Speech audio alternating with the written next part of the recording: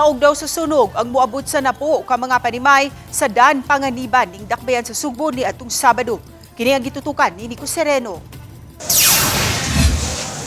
1:32 sa hapon nitong Sabado na dawat sa kabumbiruhan ang alarma.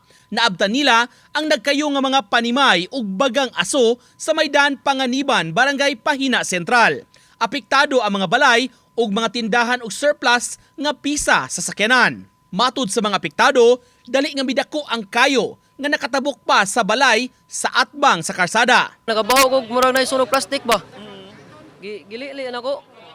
Wala raman, wa jud ko kabantay. Tunusod kog balik, pag sunod kog balik. Nibuto naman tong kuan. Kusugay nga kayo. Oo. To giuna na kog save bang. Wala ko iro duha ka buok na sa ubos. Yang babaw nasa to iro sad, wa jud ako nadagid. So dali na kay nidako ang kayo. Tungod siguro sa hangin, nga doon sa mga wire transformer.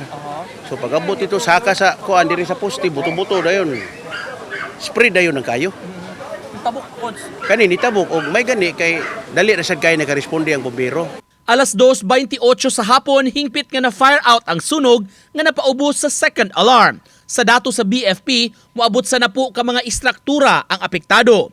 8 ang totally damaged ug 2 ang partially burned. Gibanabanang moabot sa 180,000 pesos ang gibiling danyos sa maong sunog. Uban ni Marlon Melgazo, Nico Sereno, Balitang Bisdak.